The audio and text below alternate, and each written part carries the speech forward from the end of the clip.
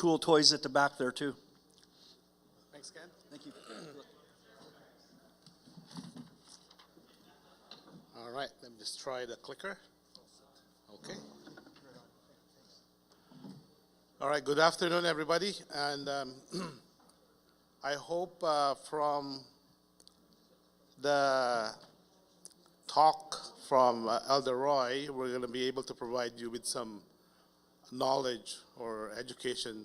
We're still in the learning stage of EVs. I am fortunate enough to be part of a group focusing on electric vehicle innovation and education. I am a member of the research office at Red River College, Polytech, and we're going to tell you our story, our journey about electric vehicles. So with me is Leonard Wiens. He is our, I guess, main educational developer for electric vehicle education, and he's going to talk about the training. So I'll tell you the story about how we got into EV. I guess back in 2011, back in 2011, there was an opportunity for us to work with the province of Manitoba to establish what's called the Electric Vehicle and Education Center. It is intended to look at what or how can we make the public aware of the benefits of electric vehicles. It's at the very early stage. So resonating from what Elder Paul said, we did a lot of observations. So back then, the main electric vehicles available are the two vehicles that you see here on the screen. Anybody can, I guess, figure out what they are, what kind of vehicles they are? Thanks, Mark. So it's a Mitsubishi i-MiEV and a Nissan Leaf. Actually, that is the very first electric vehicle that I believe our previous speaker this morning was privileged to own. He was actually the very first owner of a Mitsubishi i-MiEV, Ross Redmond, who spoke this morning. But I think at the same time when Ross was waiting for his i-MiEV, we're also anticipating to receive the first i-MiEV so that we can test them in Manitoba environment. I guess going back to our observation and our curiosity, we were asking the question, how will these electric vehicles perform in Manitoba environment? So our first response to that was, maybe we should do a little bit of an experiment. How about we drive it to depletion and drive them, year-round and observe how it performs, what are the things that we're going to find out, and of course we'll learn a lot. At that point, we have access to a Mitsubishi i-MiEV and a Nissan Leaf. And then later on, we got access to the Chevrolet Volt. It's not an all-electric. It's an extended range EV, so there's still a gas engine. But the focus of this is just on the EV side. So what have we learned over the years? When we were testing the Mitsubishi i-MiEV, so we're very focused on how it performs during the wintertime. But of course, with us having access to the vehicles for the next 3 years, we were able to collect operational data. What you see here are what is the result of our observation. The Mitsubishi i-MiEV at that time has a rated capacity or range of 110, 120 kilometers. That's the spec sheet. On the spec sheet of the vehicle, you'll see that. But that's rated based on, the nominal conditions where the batteries would perform the optimal way. So when we did our operational tests looking at performance every season, we have observed that, yes, it actually can reach what the spec says, but then but then there are differences in terms of the effective range per charge. So this is basically your range per charge. What we have seen is that significant reduction during the winter months, up to the point of less than 50%, is observed for the Mitsubishi i-MiEV. Same goes with Nissan Leaf. This is, I think, if any of you are EV owners, you'll probably see this. But the technology nowadays has improved a lot, especially with regards to the typical, battery capacity. You'll not be seeing this very low battery capacity. I think nowadays you'll have range up to between 300 to 500 kilometers. But that's an interesting observation and an interesting finding for us that, yes, EVs work in Manitoba, EVs work during the wintertime, but you have to be cognizant about the reduction in range. There are ways to improve the range, but I'll speak about that later on. In general, what you see here on the screen is a representation of the effect of temperature and range for electric vehicles. All electric vehicles would follow the same profile. Depending on the model, it will have a higher range, but it will follow the same profile, where you will have a minimum range during the coldest, environment, and your maximum range at the optimum temperature. When the climate becomes too hot, you will see that will also affect your maximum range.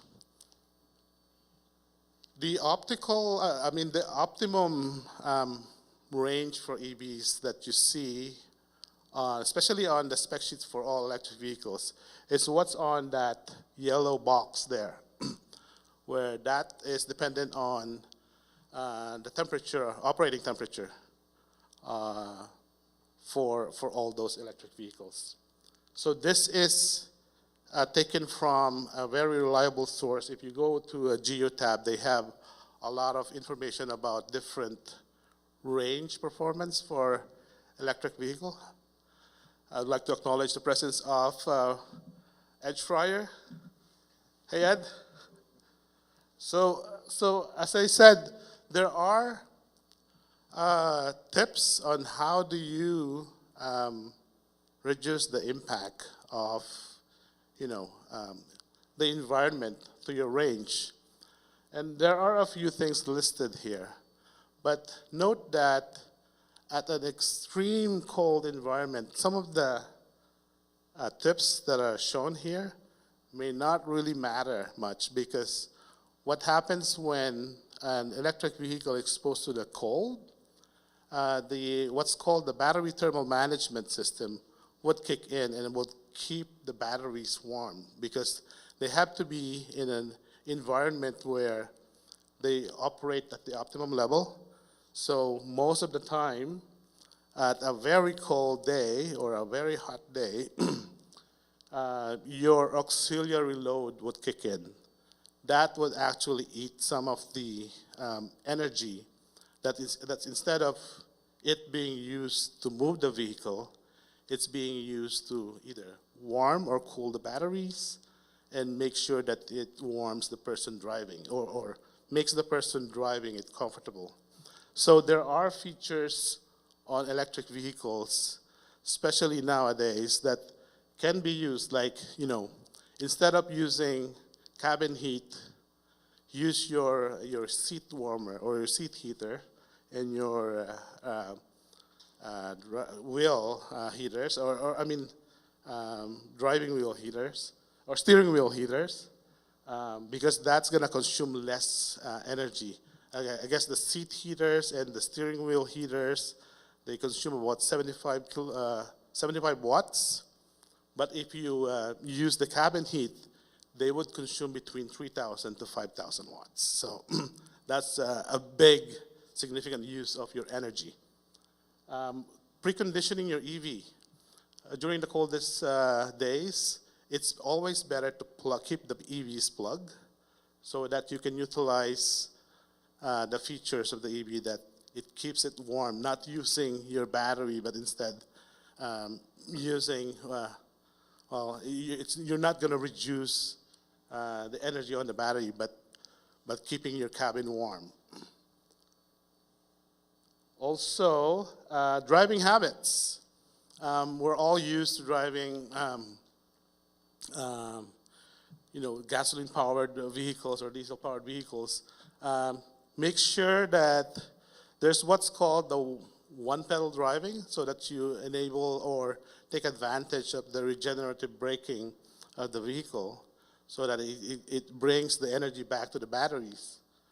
Also utilize eco mode. I think checking the tire pressure is something that everybody is aware of. It also applies to EVs. Now that's the set where I talk about the typical electric vehicles. I just wanted to share, allow me to digress and share what we have done after experiencing the work with light-duty vehicles. So again, because we are curious, we're from an academic institution, we wanted to understand and be involved in other technology developments. We have been fortunate enough to be involved in the battery design and integration for the very first electric bus prototype. Our involvement here is on the battery side. We supported redesigning batteries for the electric bus, which has given us more information or knowledge about the technology.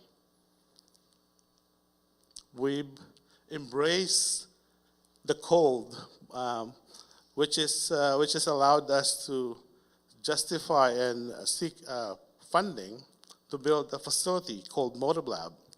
Motive Lab is a facility that can go as low as -40 and as high as +50.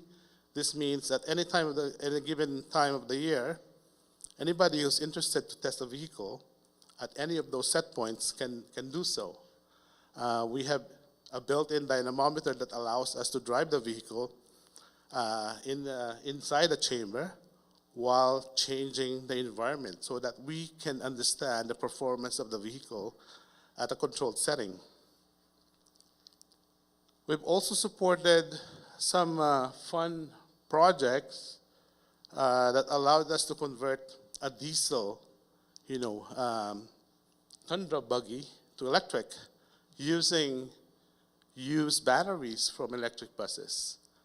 This is a proof of concept from our partner Frontiers North Adventures that allowed us to collaborate with them and confirm or demonstrate that, hey, conversion from a diesel to electric is possible. Right now, the company that we partnered with is already on their third conversion of their buggy. So they have a small fleet. They have 12, but it's a huge task converting diesel to electric. Right now, they're on their third one. Actually, what's not on the slide is we actually have a project right now exploring the conversion of school buses to electric. So this is going to be something that we will demonstrate within the next few months. As soon as it's ready, we'll probably invite Kent and somebody who are interested to see the performance of that converted school bus. So the intent is to demonstrate it and to share it with everybody. We're also looking at, because we're talking about electric vehicles, and again, as an educational institution, we're very curious, what happens to the batteries after the time it's all used up for I guess, transportation application. We are working, or we have a project that looks at electric vehicle battery second life application. This is what you can see in the graph here is just looking at, I think this is all the light-duty vehicles, light-duty electric vehicles, that the projection by 2030, if everybody, with the adoption rate on EVs, there is about 1,200 gigawatt hours worth of batteries that's going to be up there, available for any other application. The thing about EV batteries is it's usable for motive application for 8 to 10 years. You're probably close to the end of your EV life there, Ross, in terms of the battery usage. Yes. So, the thing is, EVs, the batteries are usable up to the 80% capacity. But then, what happens with the 80%? Do we just recycle it, or do we just dismantle it? There's another application for EVs. Right now, we're demonstrating that it can be reconfigured as an energy storage system that powers a charging station, which the intent is to demonstrate that the feasibility is there, that you can connect it to either solar or wind to charge the batteries, and then those become your energy source to be charging another set of vehicle. So far so good. It's operating in our campus. We have regular users of the charging station, but we're going to continue to observe and demonstrate the functionality of this one.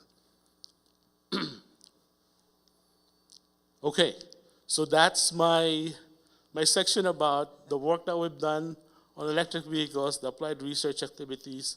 But I'm going to turn it over to Leonard, who's going to talk about the training that we have done and developed because of the experience that we received or that we gathered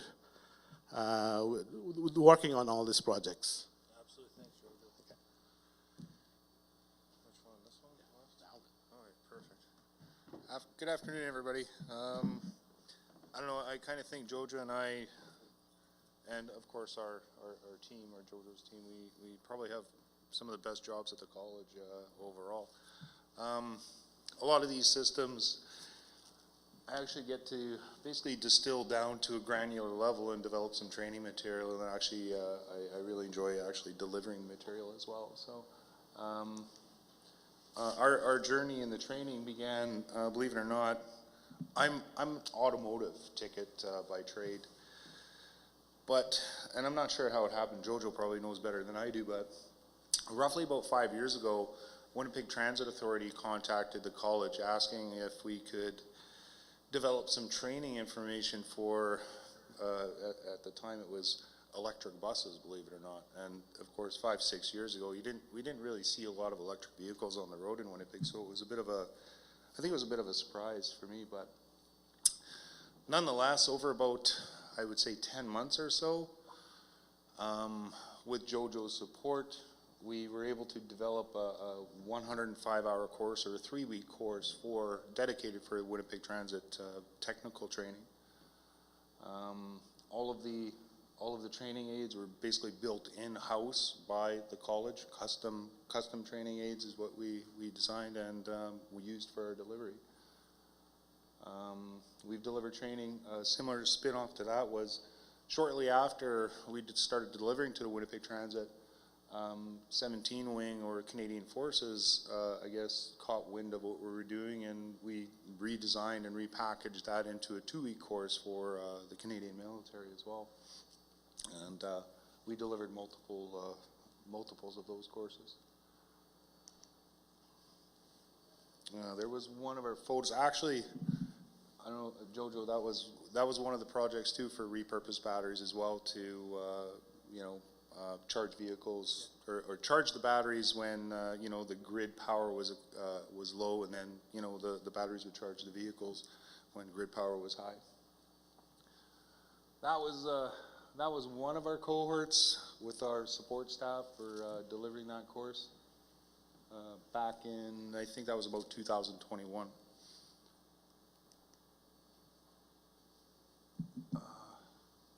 So after that, I think it was about 2021, 2022, we got involved through the Canadian Colleges for Resilient Recovery, or C2R2 it's known as.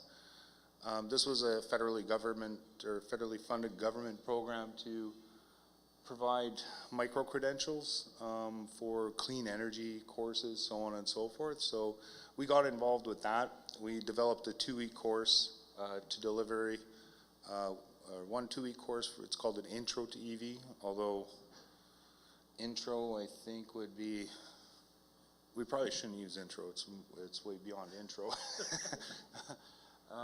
And also a 1-week follow-up course related to the functions of the computers and the networking system on these vehicles. So, you know, we're pretty proud of these courses. We've delivered them over about the last year and a half, and I think we're just finishing up with delivering these courses by the end of this month, and we'll move forward to other projects. So, oh, actually, I didn't really mention. We currently are actually delivering, we started exploring hydrogen about 3 years ago maybe, and when was it? Approximately 4 weeks ago, we finally delivered our first, it was a 2-day hydrogen course, basically surrounding the production of hydrogen, hydrogen economy, so on and so forth. So, and hydrogen fuel cell as well. We have another 4-day course on fuel cells. So over the years, over the 4 or 5 years, in addition to our custom classroom training materials, we've got a 2019 Model 3. Any trades? You want to trade that one? We'll take a Model Y. We've got 2 actually 2014 Honda Accord plug-ins, so plug-in hybrids for students to train on. 2 2015 Nissan Leafs. One, incidentally, has a heat pump system, which is really nice for students as well to engage in the climate control systems. Switch Labs EV. It's probably something nobody's really ever heard of. It's actually a 3-wheel car, similar to like a slingshot, I guess, if you will. Batteries up front, 2 wheels are up front, 1 wheel in the back. It's got about 110 volt lithium-ion battery in it, full 3-phase motor, just like basically any other electric vehicle on the road, as far as all the systems go anyway. Jojo mentioned the bus. The original project Jojo was originally involved in, we got a hold of that bus, or actually I believe this was the first bus, bus 998. So that was the very first prototype bus that, you know, was that part of that project between the college and New Flyer and whoever else was involved. So we've acquired that. We spent, I'm not sure, been 8 months getting it back to a functioning state. We got the bus, it wouldn't drive, I think it would only reverse at the time. There was other systems that wouldn't work, so we basically went through and learned how an electric bus worked in intimate detail, and basically got it fixed up and in operating condition again. So it was kind of a cool project. And of course, something we were able to bring with us on the table there is a hydrogen remote control car. So that car sitting on the table, it was 3D printed by our VTech. Basically, I think every component pretty much was 3D printed on that car, aside from the 30-watt hydrogen fuel cell that will actually power that vehicle forward and charge the lithium battery that's installed in it at the same time. So I think that was the last one. That was it. There we go.